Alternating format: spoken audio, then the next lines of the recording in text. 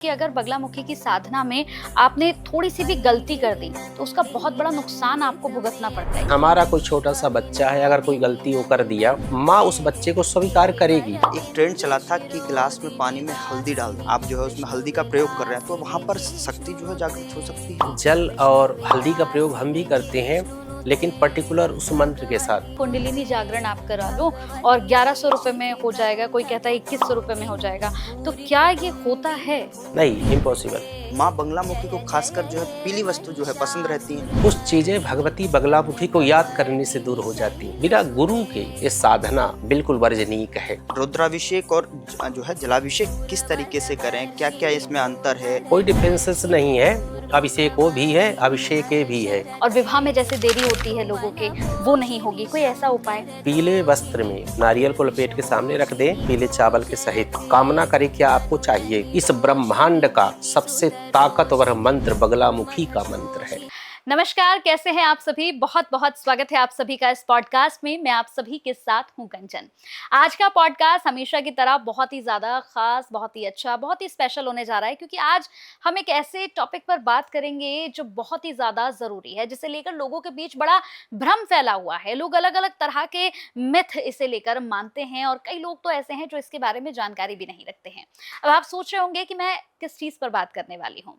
आपने माँ बगलामुखी का नाम तो सुना होगा, लेकिन बहुत से लोग हैं जो माँ बगलामुखी की ताकत, उनकी शक्ति को अभी नहीं पहचान पाए हैं। शायद वो जानते ही नहीं है कि माँ बगलामुखी अगर चाहे तो माँ बगलामुखी उनके जीवन को बदल सकती है, उनके जीवन में इतना बड़ा बदलाव ला सकती है, वो सोच भी नहीं सकते हैं। आज हम इसी पर बात करेंगे। हमारे साथ बहुत ही हमारे खास मेहमान जुड़े हुए हैं, जिनसे आपकी मैं मुलाकात कराऊंगी। और आज माँ बगलामुखी को लेकर जिस तरह से हम देख रहे हैं, कई मिथ हैं, लोग माँ बगलामुखी से डरने तक लग गए हैं, लेकिन आज इन सभी रहस्यों से हम पर्दा हटाएंगे। मेरे साथ बहुत ही खास मेहमान, हमारे साथ महाराज भरत जी हैं। बहुत बहुत स्वागत है आपका। धन्यवाद। जय माई की। जय माई की। कैसे हैं आप? बस बहुत ही अच्छा। सबसे पहले मैं आज महाराज जी आपसे यही शुरू करना चाहूँगी, जैसे मैंने कहा कि माँ बगलामुखी की अगर हम बात करें, तो बहुत से ऐसे लोग हैं जो माँ बगलामुखी को लेकर अभी भी उनकी शक्ति से अभिन्न है, अभी समझ नहीं पाए कि माँ बगलामुखी आखिर है क्या? तो मैं चाहूँगी कि आज आप ये बताएँ कि माँ बगलामुखी क्या है? कैसे उनकी शुरुआत हुई? कैसे आप साधक बने? ये सब कुछ थोड़ा-सा बताएँ। माई की कृपा से एक बात बताना चाहूँगा कि इस दुनिया में अगर माँ बगलामुखी से कोई कार्य नहीं हुआ तो संसार में वो कार्य हो ही नहीं सकता। ये है माँ। 10 महाविद्याएं हैं। टोटल कितनी महाविद्याएं हैं? 10 महाविद्याएं। 10 महाविद्याओं में ये जो बगलामुखी है वो 8वीं महाविद्या है। इसका वर्ण भी जो है तो इसके पीले वस्त्रों को भगवती धारण करती है। इसके साधक भी होते हैं तो पीले वस्त्रों को धारण करते हैं। और भगवती की जो साधना होती है वो रात्रिकालीन साधना होती है। बहुत ही चमत्कारिक देवी हैं बगलामुखी। दोनों तरह का पूजन भगवती बगलामुखी का किया जा सकता है, वैदिक रीति से और तंत्रोक्त रीति से। सामर्थ्यवान है, सत्ता दिलाने वाली है। और आपका जो विशेष प्रश्न है कि मैं कैसे भगवती का साधक बना, मैं तो संस्कृत से वैसे आचार्य हुआ, फिर यूपीएससी किया, आईएएस। इसके बाद गुरु की कृपा हुई, ठाकुर की कृपा हुई, भगवती की कृपा हुई। 2013-14 में सब छोड़ करके मैं दतिया पहुंचा। 1 साल तो अंडरग्राउंड रहा मैं। गुरु की कृपा से वहाँ मेरी दीक्षा हुई और मैं जाकर के पीठ में ही साधना करी और भारत के अन्य पहाड़ियों में जाकर के भगवती की साधना करी। ये क्यों हुआ? ये भगवती की कृपा से हुआ। पूर्व जन्म की साधना जहाँ से छूटी होगी वहाँ से उस शुरुआत हो गई। मैंने उस दौरान इस भगवती के चमत्कार को देखा। दुनिया में कई लोग होते हैं कि बिना दीक्षा के बताते हैं, सुन लिए कहीं से, गूगल में देख लिए, कुछ कर लिए। ये तो जो बालक आपके समक्ष विद्यमान है, बैठा हुआ है, ये तो विज्ञान को भी देख चुका है और आध्यात्म को भी देख चुका है। कि भगवती का क्या चमत्कार है, और उन्हीं की कृपा से मैं उनकी साधना में पहुंचा और मुझे अपने चमत्कारिक रूपों से भगवती ने अवगत भी कराया, वो चीज़ों को दिखाया जो कि इतनी गुप्त हैं कि वो बता नहीं सकता हूँ मैं। ये भगवती का ही चमत्कार है। और पुनः एक बार कहूँगा, दुनिया में ऐसा कोई कार्य नहीं है, आई प्रॉमिस, बिल्कुल डीपली बता रहा हूँ, एग्जैक्टली बिल्कुल, जो कि रॉन्ग नहीं हो सकता है। इस ब्रह्मांड का सबसे ताकतवर मंत्र बगलामुखी का मंत्र है। रात्रि में साधना कर दो, घोर से घोर संकट क्यों न हो, वो विनष्ट हो जाएगा और सब कुछ प्राप्त हो जाएगा। ये मेरा वादा है संसार से। मैं इतना भगवती को जानता हूँ। तो महाराज जी, जो आप बता रहे हैं कि मंत्र जाप करने से जो है कोई से बड़ा जो है आप अपने काम को हल कर सकते हैं, उसका समाधान ढूंढ सकते हैं। लेकिन हर कोई, मतलब आम लोग भी जो है इसे जाप करने मात्र से ही जो है इसका फल मिलने लग जाता है, या फिर एक सिद्धि करनी होती है जो आपने जो है इसमें पूरी तरीके से महारत हासिल है? क्योंकि आम लोगों के पास तो है नहीं ये सारी चीज़ें, वो सिर्फ जो है जैसे कोई डर लगता है, कहीं फंस जाते हैं तो वो भगवान को तुरंत याद करने लग जाते हैं। तो क्या याद करने मात्र से ही जो हल और समाधान दोनों मिल सकते हैं? कुछ चीज़ें भगवती बगलामुखी को याद करने से दूर हो जाती। जैसे थोड़ा बहुत अगर कोई कष्ट में है, कहीं अगर कोई आपको डर सता रहा है, कोई भूत प्रेत का हो गया या जादू टोने का, भगवती का नाम ही काफ़ी है। लेकिन अगर आपको साधना में जाना है, अगर आपको जप में जाना है, भगवती का ओरिजिनल भक्त बनना है आपको, तब जा कर के आपको साधना करनी पड़ेगी। साधना का मतलब होता है कि पहले आपको गुरु के पास जाना पड़ेगा। 10 महाविद्याओं के मंत्र क्यों, अगर प्रश्न सब दुनिया करेगी कि भाई ऐसे जप हम क्यों नहीं कर सकते, क्योंकि सारे मंत्र कीलित हैं। जैसे ये दरवाज़ा बंद है, कोई आना चाहे तो नहीं आ सकता है, उसको खोलना पड़ेगा। गुरु जो है वो क्या करता है कि उस मंत्र को देता है जो कि कीलित नहीं है, वो मंत्र देगा, फिर साधक जो है आगे बढ़ेगा। बिना गुरु की साधना असंभव है। अगर आपको बगलामुखी जी की साधना करनी है तो गुरु दीक्षा पहले आपको लेना पड़ेगा।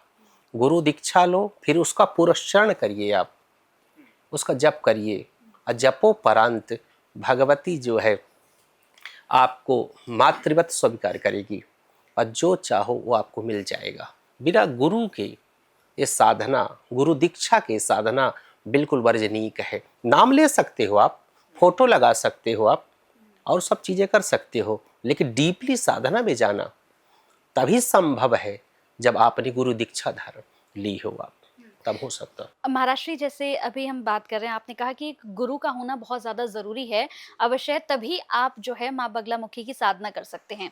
लेकिन कई लोग ये कहते हैं महाराज जी कि अगर बगलामुखी की साधना में आपने थोड़ी-सी भी गलती कर दी, तो उसका बहुत बड़ा नुकसान आपको भुगतना पड़ता है। क्या ये सत्य है? साधना के दौरान, ये बात दूसरे पार्ट में सत्य है। साधना के दौरान जो सुन रहे बगलामुखी के साधक हैं, पहली बात तो इसको क्लैरिफाई करना चाहता हूँ, जस्टिफाई भी करना चाहता हूँ कि साधना के दौरान क्या होता है कि हम बालक होते हैं, वो माँ है। जो भ्रम फैला गया है वो ऐसा नहीं है। आपका कोई बच्चा है, हमारा कोई छोटा सा बच्चा है, अगर कोई गलती वो कर दिया, हमारे पास आया, वो धूल धूसित बच्चा है, कभी मुख में धूल लगा लिया, कभी मिट्टी लगा लिया, माँ उस बच्चे को स्वीकार करेगी क्योंकि उसका स्वयं का बच्चा है। ऐसे ये माँ है बगलामुखी। साधना जब करते हो तो छोटे हो आप, आपको सहारे की ज़रूरत है। जैसे एक प्लांट लगाते हैं, छोटा सा पौधा, चारों तरफ लकड़ियों से उसको आबद्ध कर देते हैं। जब वो बड़ा होता है तो लकड़ियाँ ऑटोमेटिकली हम निकाल देते हैं, निकल जाती। तो जब हम शुरुआत करते हैं साधना की, गलती स्वाभाविक है, हमसे होंगी, गलती होंगी। उन गलतियों को भगवती नहीं देखती, भगवती भाव को देखती है। जब आप साधना के दौरान भगवती का जप करते हो, जो गुरु मंत्र दिया है उसका जप रात्रिकालीन आप कर रहे हो, तो अगर वहाँ थोड़ी बहुत भी कोई गलतियाँ होती हैं तो भगवती जाकर के रुष्ट नहीं होती हैं, वो प्रसन्न होती हैं कि बालक मेरा नाम ले रहा है, मेरा जप कर रहा है। ठीक है, उसके प्रोसीजर प्रक्रियाएं थोड़ा अलग है। जैसे मैंने बताया कि 2 मार्ग है, एक एक जो है वाम मार्ग है, एक दक्षिण मार्ग है। दैट्स मीन एक जो है तो दक्षिण मार्ग का मतलब जैसे हम धूप दीप नैवेद्य प्रसाद पुष्प यही सब अर्पित करते हैं भगवती को। वाम मार्ग में थोड़ा सा उल्टी पूजन, उल्टा होता है पूजन, जो जैसे कामाख्या में होता है, बलि इत्यादि की वो सब चीज़ें होती हैं। तो इस हिसाब से जब आप इन पद्धतियों, इन प्रक्रियाओं का जब अनुपालन करते हो, आप जब साधना लाइन में होते हो, जब साधना कर रहे होते हो इनिशियल शुरुआती दौर पे, उस समय भगवती रुष्ट नहीं होती है। लेकिन दूसरा पार्ट है, जब अगर किसी का अनुष्ठान आप करते हो, जब अनुष्ठान कर रहे होते हो किसी विशेष कामना के लिए, अगर वहाँ गलती हो गई तो एक क्षण या एक रात्रि नहीं लगती है। कई ऐसे साधकों को जानता हूँ जिन्होंने गलती की और उनका स्वरूप चेंज हो गया। ऐसे ऐसे बड़े बड़े एक्सीडेंट हुए, ऐसी सब चीज़ें हुई, बहुत सारी चीज़ें। तो थोड़ा सा सावधानी, असावधानी भी कौन कौन, आप पूछेंगे कि कौन कौन सावधानी। सबसे बड़ी बगलामुखी के साधक को सबसे बड़ी कौन सी सावधानी रखनी चाहिए? पहला चरित्र और दूसरी स्वच्छता। चरित्र और स्वच्छता, क्लीननेस एंड करेक्टर,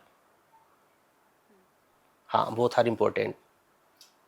तो ये दोनों जो है चीज़ें जीवन में अपनानी चाहिए इस साधना में आगे बढ़ने से। अगर इसको नहीं अपना सकते हो वहाँ मत जाओ, नहीं बर्बाद हो जाओगे। खामियाजा भी भुगतना पड़ता है। बिल्कुल 100%, उसी दिन एक रात्रि काफी है। तो जितने भी लोग मुझे लगता है पॉडकास्ट देख रहे हैं उन्हें बिल्कुल ये समझने की ज़रूरत है कि अगर आप माँ बगलामुखी की साधना करना चाहते हैं तो बिना गुरु के तो आप नहीं कर सकते बिल्कुल हैं। 100%। और अगर आपने किया और कुछ भी नुकसान अगर हो गया तो जीवन में बहुत कुछ भुगतना भी पड़ सकता जी है। जी जी जी। तो ऐसे में सवाल एक और उठता है महाराज जी, जो समाज में आजकल मैं देख रहा हूँ फैला हुआ है, डर भी बना हुआ है माँ बगलामुखी को लेकर भी, क्योंकि कहते हैं कि ये तंत्र जो है काला जादू के रूप में से लोग देखने लगते हैं, जिसको भय फैल जाता है। जैसे आपने बताया शुरुआत में कि इसकी साधना जो है रात्रि काल में जो है होती है, तो क्या उसको इस तरीके से देखना सही है या फिर लोगों ने रूमर्स फैला रखे हैं? ये रूमर्स हैं, अफवाह है। भगवती की साधना अगर आप साधक के रूप में करना चाहो, एक प्रयोग रात्रि में कब होता है? जब आप कोई विशेष कामना से आप कोई कार्य करना चाहते हो। वैसे दिन में भी भगवती का पूजन हो सकता है, दिवस में हो सकता है, लेकिन ये कोई काला जादू है या कोई सफ़ेद जादू है या कोई पीला नीला जादू है ये सब चीज़ें नहीं है, भ्रम है। ये एक जो तुक्ष बुद्धि वाले हैं, एक कम नॉलेज वाले लोग हैं, जो अध्यात्म में प्रविष्ट नहीं हुए, जिन्होंने गुरु परंपरा से ज्ञान को अर्जित नहीं किया, जो इस मार्ग में गए नहीं, वो कहते हैं काला जादू है। हम भगवती को, बगलामुखी को, हम घर में उसकी तस्वीर को स्थापित नहीं कर सकते, हम मंत्र जाप नहीं कर सकते, कोई ये हो जाएगा वो हो जाएगा। कोई काला नीला पीला जादू नहीं है, ये ओरिजिनल भगवती है, 8वीं महाविद्या है। इसकी उपासना आप, ये प्रश्न उठ सकता है कि किसने करी? भाई सबसे पहली इसकी उपासना कौन, आधार हमारा क्या है? तो सबसे पहली इसकी उपासना भगवान नारायण ने करी थी, भगवान विष्णु ने की, फिर जाकर के पितामह ने करी, अश्वत्थामा ने करी, रावण ने करी, मेघनाथ ने करी, हाँ, और जाकर के परशुराम जी ने करी। बहुत सारे ऐसे लोग हुए भगवान से लेकर के अभी परंपरागत जो है अन्य लोगों ने भगवती बगलामुखी की साधना करी है। और ये कोई काला जादू नहीं है, ये ओरिजिनल जादू है।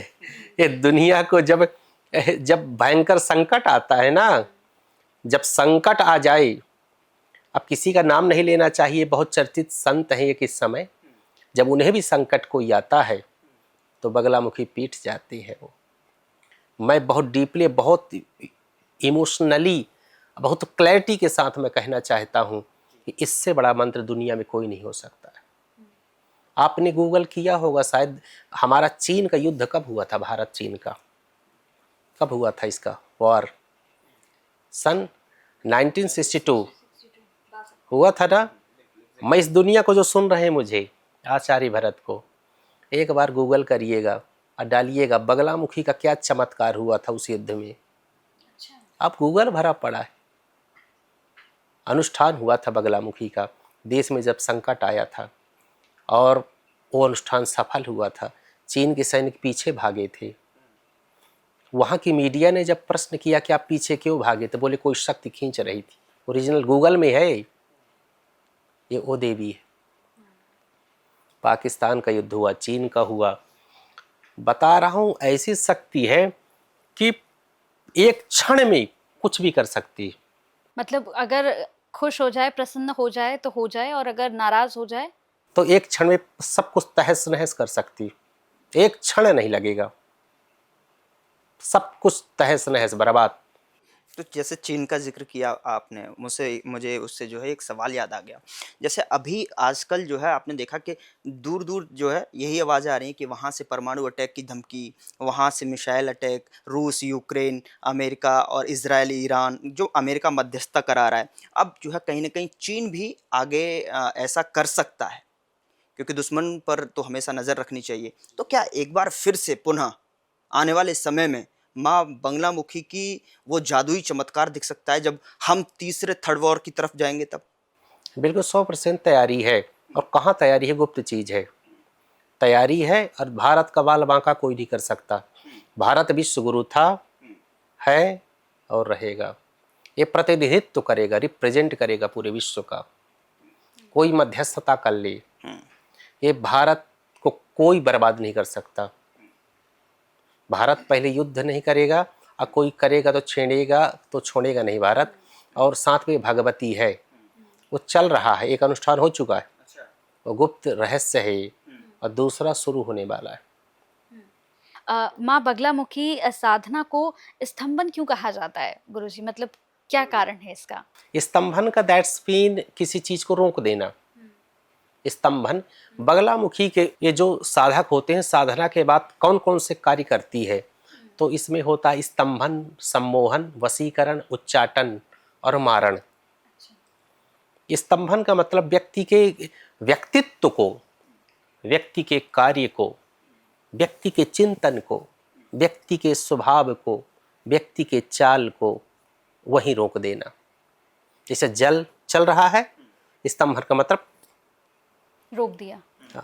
जैसे दुर्योधन जाकर के स्तंभन विद्या उसको थी, पूरे जल को रोक दिया था। भगवान कृष्ण स्वयं देखे कि कहाँ है दुर्योधन। स्तंभन का मतलब होता है, नहीं कहते मुझे लगता है कोई रोक दिया है, मेरा कार्य नहीं चल रहा, मेरा कुछ मन नहीं पूरा यहाँ वहाँ चला, विचलित हो गया है, उसको स्तंभन बोलते हैं। ये भगवती करती है। अच्छा। जब आप साधक हो जाते हो, जब आप साधना कर लेते हो, तो कोई भी जब गलत प्रयोग करता है तो किसी को स्तंभित भी कर सकता है। जैसे मैं कुछ बोलना चाह रहा हूँ लेकिन बोल नहीं पा रहा। बिल्कुल आपके जीवन रुक जाएगा, आपको समझ में नहीं आएगा। ये काम भगवती का है, एक सम्मोहन है, आप पागल हो जाओगे किसी के लिए। अच्छा। एक हमें क्या हुआ कि एक हमारा परीक्षण करने आया, तो मैंने एक मंत्र दिया था किसी को, बोले कि गुरुजी वो मंत्र दीजिए। एक मैं छोटा सा मंत्र दिया, वो जब किया, प्रयोग कर दिया, इसी दिल्ली में, नाम नहीं लूंगा उसका, कर दिया, और वो व्यक्ति फला व्यक्ति उसके पीछे पड़ गया। मतलब एक कहानी नहीं है, ये होता है, सम्मोहन होता है। उच्चाटन का मतलब किसी पे उच्चाटन अगर कर दिया जाए, इस बगलामुखी मंत्र से साधक ही कर सकता है। ये जो ढोंगबाजी फैलाते हैं दुनियादारी, ये सब कुछ नहीं कर पाएंगे। ये कहते हैं वो कर नहीं पाएंगे, जो ओरिजिनल साधना किया होगा। उच्चाटन कर दिया जाए तो आपको विक्षिप्त हो जाओगे, पागल आप, मैं क्या कर रहा हूँ, कैसे कर रहा हूँ, क्या हो गया मुझे, न सोओगे न जागोगे। अच्छा। ये उच्चाटन होता है जो बहुत चल रहा है इस समय। एक वशीकरण होता है, वश में कर लेना, आपके पीछे ही रहेगा। एक होता है सम्मोहन, एक मारण होता है। आखिरी प्रयोग जब वो समाज के लिए कोई घातक हो जाए, देश के लिए कोई घातक हो जाए, मारण प्रयोग होता है। जितने दिन अनुष्ठान की अवधि होगी, 21 दिन में अगर 21 दिन उसकी लाश निकलेगी, ये मारण प्रयोग है बगलामुखी का। इसी कहता हूँ सठ कर्म करती है और आज भी प्रकट होती है, ये मेरी माँ, ये ऐसी है। उसको तो हवा बना दिए, कोई काला जादू बना दिया, नीला पीला बना दिया। ये गुप्त विद्याएं हैं, ये रहस्य है। जितने शंकराचार्य होते हैं श्री विद्या के उपासक होते हैं। माई ने कृपा करी, हम बगलामुखी के हैं, और पीठ भी हमारी दतिया है। जैसे गुरुजी अब हम देखते हैं सोशल मीडिया का ज़माना है तो जैसे आप रील्स स्क्रॉल करेंगे तो बहुत सी रील्स आती है जिसमें कहते हैं कुंडलिनी जागरण आप करा लो और 1100 रुपये में हो जाएगा, कोई कहता है 2100 रुपये में हो जाएगा। तो क्या ये होता है? नहीं, इम्पॉसिबल। कुंडली जागरण जो है तो कोई मेडिसिन थोड़ी है खाओ और हो गई। ये सतत प्रक्रिया है, एक प्रोसीजर है। ये जब कोई देवी की कृपा होगी, जब आप बैठोगे, मूलाधार, स्वादिष्ठान, मणिपुर, अनाहत, विशुद्ध, आज्ञा, सहस्त्र चक्र होते हैं। ये सतत प्रक्रिया है। जब इष्ट की कृपा होगी अपने आप ऑटोमेटिकली होता है।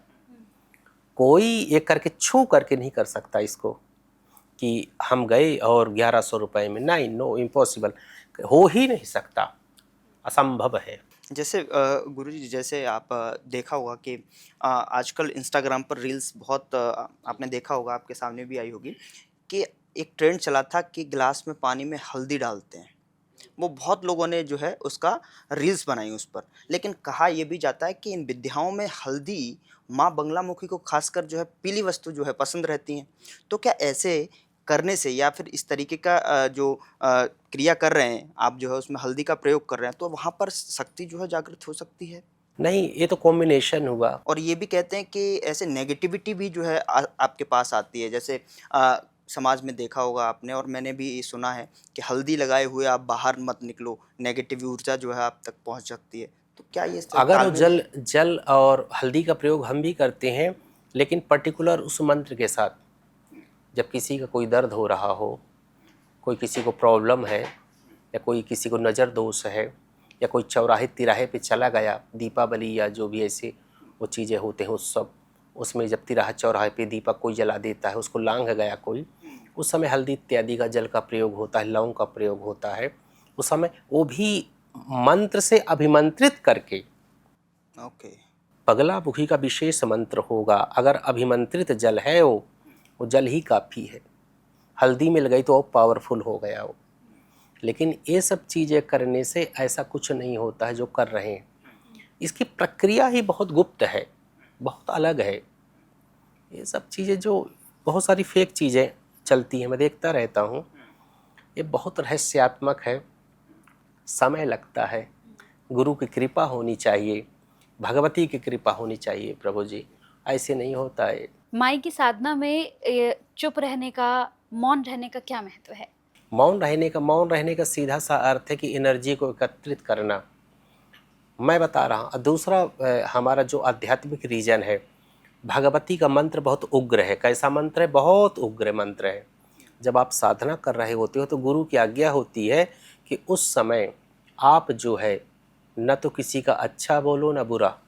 अच्छा। जैसे आप बगलामुखी की साधना आप कर रहे हो, मंत्र आप जप कर रहे हो, अगर आप किसी को कह दिए कि बेटा तेरा अच्छा हो जाए या तेरा बुरा हो जाए, दोनों चीज़ें हो जाएंगी, क्योंकि मंत्र इतनी शक्ति होती है। उस समय साधना में हो आप, या कोई ब्राह्मण आपके लिए कोई साधना कर रहा है, यजमान रूप में भी किसी को नहीं कह सकते हो कि आपका अच्छा हो जाए या बुरा। या हाथ पैर टूट जाएगा तुरंत उसी 1 घंटे के अंदर। अगर ओरिजिनल साधक है वो, ये डुप्लीकेट बने हुए नहीं मार्केट में जो मिलते हैं, ओरिजिनल साधक है, साधना वो कर रहा है, अगर वो कह दिया तो जा कर के गड़बड़ सब हो जाएगी। इतनी शक्ति है। गुरुजी, अंतर कैसे करें? जैसे अभी हम देख रहे हैं ना कि मार्केट में तो भरे हुए हैं ऐसे लोग जो अपने आप को बगलामुखी का साधक कहते हैं, बहुत लोग हैं। तो हम अंतर कैसे करेंगे? क्योंकि लोगों के लिए जानना बहुत ज़रूरी है कि कौन सही कौन गलत है, किस पर विश्वास करें। ये लोगों को डिसाइड करना होगा।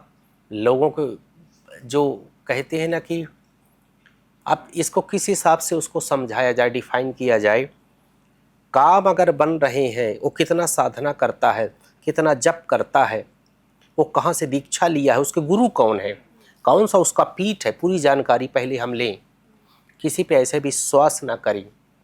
ये गुप्त विद्या है, पुनः बता रहा हूँ, ये सब जगह नहीं मिलती।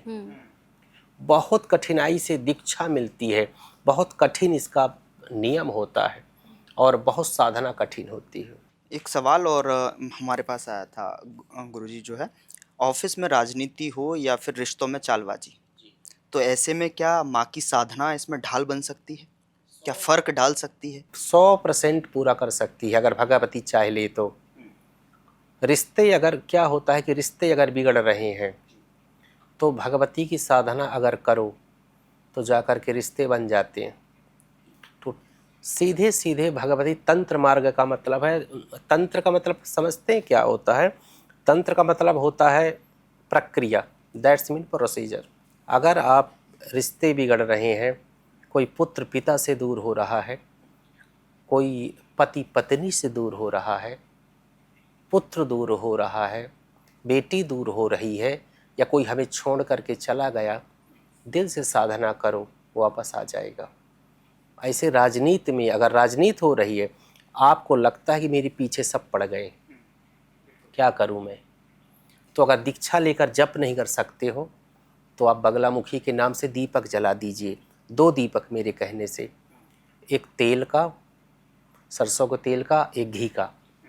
अब पीले चावल वहाँ छोड़ दीजिए आप, पीला पुष्प बगलामुखी मान करके या भैरव मान के 40 दिन करिए आप। तो ये डेली करना पड़ेगा? हाँ, आप देखिए, इतना उपाय कर लीजिए आप देखिएगा कि उसमें भी बगलामुखी की कृपा आपको प्राप्त हो जाएगी। सावन का महीना चल रहा है गुरुजी, और सावन के महीने में हर कोई चाहता है कि भोलेनाथ को प्रसन्न कर लें, क्योंकि हमारे बाबा जो हैं वो हैं भी इतने भोले कि कोई भी उन्हें प्रसन्न करना चाहता है तो वो हो जाते हैं। तो ऐसा क्या उपाय है कि इस सावन हम महादेव को प्रसन्न कर सकें? हमेशा से उपाय है, आज भी है, कल भी था और आने वाले समय में रहेगा। उनको सबसे प्रिय अभिषेक ही है। आप जल से आप अभिषेक करिए। भगवान शिव को जो है तो अभिषेक बहुत प्रिय है। अब प्रश्न उठेगा क्यों? होता है ना कि भगवान शिव शंकर भोलेनाथ को अभिषेक क्यों प्रिय है? क्योंकि जब से उन्होंने विष का पान किया तो हलाहल विष था, अब विष के प्रभाव से विषाक्त पूरा गला हो गया। विष में क्या होता है, एक तेज होता है, जलन होती है। तो जब कोई अभिषेक करता है भगवान शिव का, जलाभिषेक विशेष रूप से, तो उन्हें शांति मिलती है। तो भगवान शिव को शांति अगर मिली तो सबको ऐश्वर्य प्रदान कर देते हैं। तो सबसे अच्छा है कि 1 लोटा जल और 1 बिल्व पत्र चढ़ाइए, भगवान इसी से खुश हो जाएंगे और कुछ करने की जरूरत नहीं है कि आप ब्राह्मणों को बुलाओ और सब, वो तो है, अगर है तो रुद्राभिषेक करवाइए, नहीं जलाभिषेक करिए आप। अगर आपके पास कुछ नहीं है, कोई अभाव है, अगर इससे बेहतर भगवान शिव तो पत्रम पुष्पम फलम तोयम यो मे भक्त प्रयक्षति, जल से ही आप प्रसन्न हो जाते हैं। महाराज जी, जो है आपने रुद्राभिषेक और जो है जलाभिषेक का नाम लिया, और जो कि लोगों को ये कन्फ्यूज़न रहती है इस चीज़ को लेकर, रुद्राभिषेक और जो है जलाभिषेक किस तरीके से करें, क्या क्या इसमें अंतर है, डिफ्रेंसिएशंस क्या? कोई डिफरेंसेस नहीं है, अभिषेक वो भी है, अभिषेक ये भी है। उसमें ये है कि जैसे अभी आपने हमें जल दिया और नाश्ते के साथ कभी जल मिल जाता है। आज की प्रक्रिया से मैं थोड़ा सा उसको डिफाइन कर रहा हूँ। जलाभिषेक का मतलब होता है, अभिषेक तो दोनों प्रक्रियाएं हैं, रुद्राभिषेक और जलाभिषेक। तो उसमें सिर्फ जल से ही, हम नॉर्मल जल से भगवान शिव को अभिषेक करते हैं, ज़्यादा प्रक्रियाओं पे हम नहीं पढ़ते हैं। लेकिन जब हम रुद्राभिषेक कराते हैं तो उसमें प्रक्रियाएं हो जाती हैं, एक प्रोसीजर हो जाता है कि दूध से, दही से, घृत से, मधु से, शर्करा से, पंचामृत से, तिलोदक से, गंधोदक से, जूसेस से, अन्य औषधियों से भगवान शिव का हम अभिषेक करते हैं। उसमें मंत्रों की ज़रूरत होती है, उनमें प्रक्रियाओं की ज़रूरत होती है, विद्वानों की ज़रूरत होती है। तो रुद्राभिषेक एक प्रोसीजर की तरह होता है। उसमें एक ब्राह्मण होंगे, आचार्य होंगे, प्रक्रियाएं होंगी, औषधियाँ होंगी, दूध, दही, घृत, मधु, शर्करा, पंचामृत, तिलोदक, गंधोदक होगा, ये सब प्रक्रिया, जल भी होगा। हाँ, प्रक्रिया के तहत एक नॉर्मल जाकर के आप जल चढ़ा दो, अगर समय नहीं, ऑफिस जाना है आपको, आप जल चढ़ाओ, बिलपत्र चढ़ा दो, प्रणाम कर लो, चले जाओ, दोनों अभिषेक ही है। अच्छा, एक और मेरा सवाल है, जैसे कि मैं देखता हूँ कि लोग जब जाते हैं मंदिर में जाते हैं, जो शिवलिंग के सामने बैठकर जो आराधना करते हैं, हाथ जोड़ते हैं, जलाभिषेक रुद्राभिषेक करते हैं, तो क्या वहाँ पर लोग क्या करते हैं कि ओम नमः शिवाय, ओम नमः शिवाय ऐसे करके जाप करने लगते हैं? मतलब शिव का नाम, शिव को सुनाने से क्या शिव जो है प्रसन्न होंगे, या फिर शिव को जो प्रिय चीज़ है उसका नाम सुनाने से जल्दी जो है इफेक्ट पड़ेगा, जल्दी से प्रसन्नता उनके अंदर से आएगी। जैसे कि कृष्ण के सामने राधा जी का स्मरण करें तो कृष्ण जल्दी से चले आते हैं। तो क्या ऐसे भी इफेक्ट रहता है? इसमें प्रक्रियाओं से ज़्यादा अगर भगवान का नाम आप लेते हो, दो तरह का पूजन है, आप हमेशा याद रखिए। शास्त्रों में दो तरह का पूजन है। एक मानसिक पूजन भी होता है। मानसिक पूजन, एक बाहर से पूजन करना, एक मानसिक पूजन करना। मानसिक पूजन का बहुत बड़ा महत्व है, पता है आपको। आप बैठ गए, भगवान शिव को आपने धारण कर लिया इधर कि मैं बैठा हूँ, दूध से, दही से, घृत से, मधु से, पंचामृत से ये कर रहा हूँ, वस्त्र चढ़ा रहा हूँ, सब चीज़ें कर रहा हूँ। इस पूजन से शिव जी बहुत प्रसन्न होते हैं। मानसिक, अगर आपके पास सामग्री नहीं है ना, जैसे आप बैठे हो, खाली हो, चाय पी रहे हो, चाय पीने के बाद बैठ जाओ, पूरे श्रावण में ऐसे शिव जी आपको देखे जाएंगे, आप कल्पना नहीं करोगे। कुछ ना करो, बैठ जाओ, कल्पना करो कि शिव जी यहाँ बैठे, मैं उनका अभिषेक कर रहा हूँ, उनको जल चढ़ा रहा हूँ, दूध से, दही से, वस्त्र सब दे रहा हूँ, भोजन उनको करा रहा हूँ, उनकी आरती कर रहा हूँ, और ओम नमः शिवाय इसका जप कर रहा हूँ। माताएं नमः शिवाय करे, प्रणव ओम का उच्चारण माताएं नहीं करती। ये कर दो, पूरे श्रावण कर लो, आप मंदिर जाने की भी जरूरत नहीं है, यही भगवान शिव आपका कल्याण कर देंगे। ओरिजिनल चीज बता रहा हूँ, मतलब जो शास्त्रों में है, सुनी सुनाई नहीं, शास्त्रों में यही। तो इस सावन में कोई ऐसा उपाय जो भगवान खुश हो जाएं, और बगलामुखी से जुड़ा हुआ कोई ऐसा उपाय जो अगर इस सावन में लोग करेंगे तो उनके बनते बनते जो काम बिगड़ जा रहे थे वो नहीं बिगड़ेंगे, और विवाह में जैसे देरी होती है लोगों के वो नहीं होगी, कोई ऐसा उपाय जो हम सावन में अगर करेंगे माँ बगलामुखी का तो ये सब कुछ हो जाएगा? एक बहुत अच्छा माँ बगलामुखी का उपाय है कि यह फोटो आपको भगवती की है या नहीं है, हो सकता है ना भी हो, ये सब चीज़ें एक पीले कपड़े में नारियल लपेट करके रख दें सामने पूजन स्थल पे, 2 दीपक जलाएं। जो भी संसार में जो भी चाहते हो आप, वो चीज़ें हो जाएंगी। क्या करना है? पीले वस्त्र में, भगवती को पीला पसंद है, नारियल को लपेट के सामने रख दें पीले चावल के सहित, कामना करें क्या आपको चाहिए, और 2 दीपक जलाएं 1 महीने। 2 दीपक, एक तेल का और एक घी का। कौन सा तेल? सरसों का। एक घी का। बगलामुखी मान करके जल छोड़ दें सामने। जो उद्देश्य हो, वॉट एवर यू वांट, जो आप चाहते हो उसको एक्सप्रेस करें, दैट इज संकल्प। उसको बता दें कि भगवती मुझे ये चाहिए और श्रावण मास में ही चाहिए, तो शिव शक्ति के संयोग से वो कार्य बन जाएगा आपका। ये बगलामुखी का हो गया। भगवान शिव के लिए डेली जा कर के आप, अन्य हमारी कल्पनाएं हो सकती हैं, उद्देश्य हमारे हो सकते हैं, लेकिन सामान्य रूप से 1 लोटा जल, एक सब हर व्यक्ति कर सकता है, 1 बिल्व पत्र और अक्षत, 1 पुष्प, 1 जो है दीपक, मिट्टी के दीपक में जाकर के वहाँ जला दे।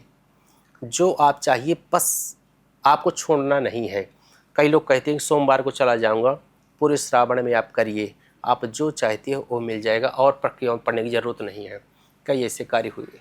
बिल्कुल, मुझे लगता है जितने भी लोग इस पॉडकास्ट को देख रहे होंगे, माँ बगलामुखी को लेकर अगर मन में किसी भी तरह का प्रश्न आ रहा होगा या फिर कोई भी असमंजस आपके साथ होगा, तो मुझे लगता है कि वो ख़त्म ज़रूर हो जाएगा। बाकी कोई भी प्रश्न है आपके मन में तो आप कमेंट में आपसे पूछ सकते हैं, और अगर आप चाहते हैं भरत महाराज जी से मिलना तो मिल भी सकते हैं। सारी डिस्क्रिप्शन में हम आपको यहाँ पर जानकारियाँ भी दे देंगे, इन्फॉर्मेशंस भी दे देंगे। बहुत अच्छा लगा महाराज श्री, आपने अपना कीमती समय दिया, क्योंकि माँ बगलामुखी को लेकर जिस तरह से हम लगातार देख रहे हैं, मेरा बड़ा मन था कि आपसे इस बारे में मैं सवाल पूछूं और आप क्लैरिफिकेशन दे, एक बार लोगों के मन के जो भ्रम है उन्हें हटाएं। बहुत अच्छा लगा, बहुत बहुत धन्यवाद महाराज। जय माई। जय माई की।